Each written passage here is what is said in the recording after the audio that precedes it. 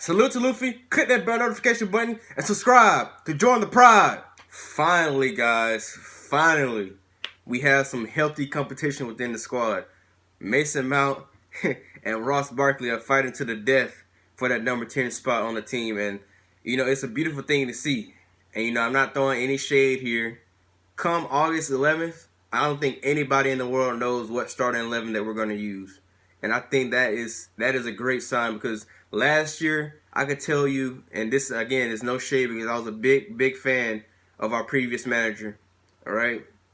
But I could tell you how the game was going to go. It was either going to be Barkley or Kovacic starting in that left center mid position with Willian and Pedro on the right wing, Hazard on the left, Alonso for most of the season, Kepa and goal, David Luiz, Rudiger, and Azpilicueta. That was always going to be the star lineup for the most part. And then at the end of the 60th minute, it's going to be Barkley for Kovacic or Kovacic for Barkley, vice versa. And if Willian started, then Pedro comes on in the 70th minute. But here, I can tell you, I have no clue who's going to start against Man United. And I was a bit surprised yesterday that, because I would think by now we would try to give the players that's more than likely going to start against Man United the most minutes. Like, I was expecting to see them start, because we have about less than 2 weeks now until we play Man United at Old Trafford. So, I was assuming that we were going to start building our starting 11 for that game, because now, the clock is ticking now. We need to really be focusing on what players are going to play, right? By the way, why hasn't Kepa played more minutes?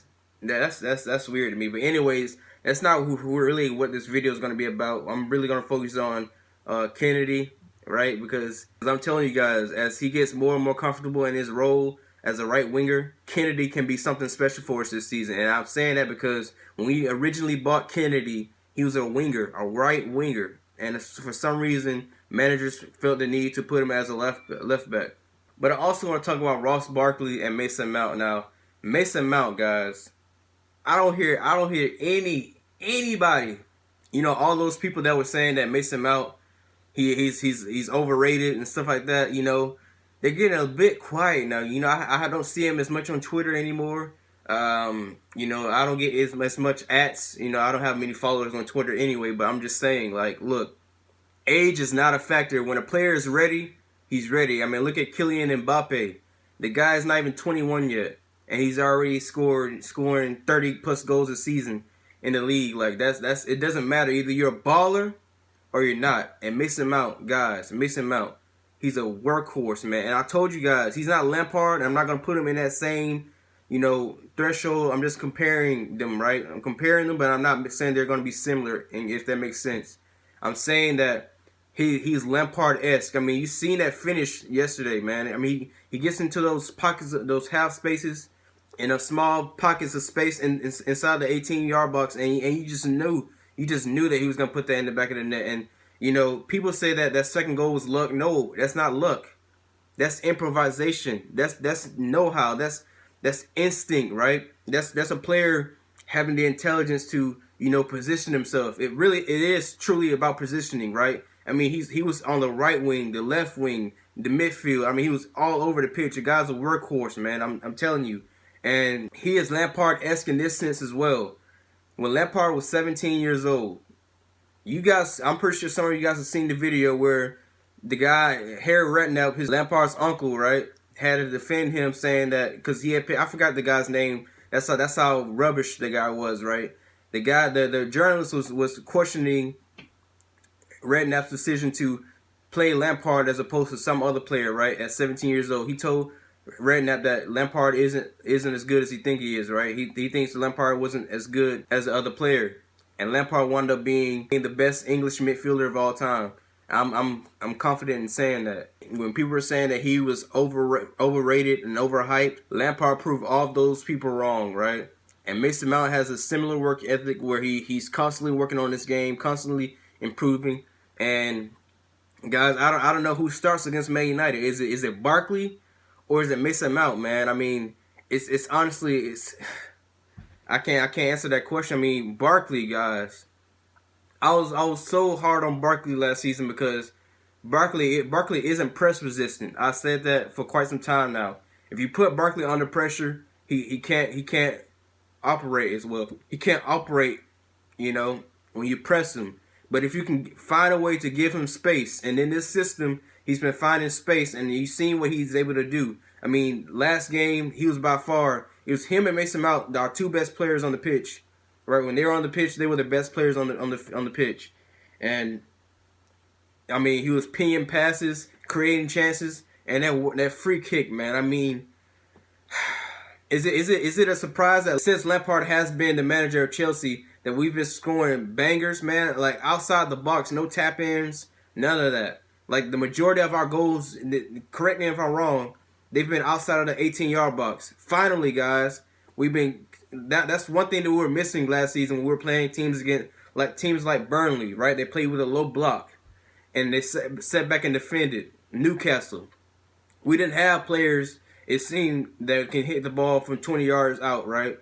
We have Mason Mount now. We have Ross Barkley, it seems like. And even Kennedy cutting in on that right-hand side and shooting. Hey, he's that left foot of his is hey. Yeah, the keeper should have done better with that. But I'm telling you, man, with more reps in that new role, new position, Kennedy will be something special for us, man. And even if he doesn't offer any goals, having somebody that can beat a defender, right? Because Pedro is not beating a defender. That's why Lampard had him more central instead of out wide, because his pace, he's gone, right? I expect Willian and Pedro to play more centrally, but I could be wrong. But that's just based off what I've seen this preseason and based off last season, how I seen that every time Willian or Pedro was left to beat a defender out wide, they typically didn't do it, right? They couldn't beat a man. They couldn't put a cross in. And, I mean, look, man, all I'm going to say is it's great and refreshing to see that we have options now. Even with a transfer ban, I feel like now this season we have so many options, and the injuries, man. Also, they try to pull back on this, and I'm gonna close this video. I'm gonna close on it now. I know it's a bit brief, but this is just I don't want this video to be too long, because I know if it's like 10 minutes long, you guys typically don't. If it's like past 10 minutes, you guys typically don't watch all the way through, because I've kind of noticed that you guys like shorter videos. So, anyways, I'm going to end with this point. During the game, if you watched it on the Chelsea app or watched it, streamed it, and the guy that was doing the commentary, right, one of the Chelsea staff members, I'm assuming, on Chelsea TV, he said Hudson-Odoi has signed the contract. I don't know if he was supposed to leak it or not, because Lampard, when he was asked about it, right, he kind of denied it, said that the deal hasn't been done yet, but they pretty much said it's done. It's a wrap. He's staying with Chelsea. So I just thought I put that out there. Anyways, guys, up to Chelsea. Who would you start against Man United? That's pretty much what this video is really about, because I have no clue. And that's a good thing. That means we're not predictable. We have options.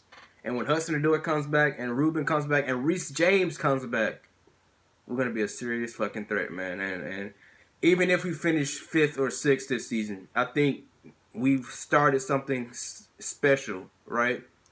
Correct me if I'm wrong. I believe in Klopp's first season, I don't even think Liverpool finished in top 4. Now, correct me if I'm wrong. I can go back and check in my next video or during the comments, or leave your comments down below. I'll correct myself, but I don't think Jurgen Klopp finished top 4 in his first season at Chelsea, first season at Liverpool. Anyways, up to Chelsea. And I'm out.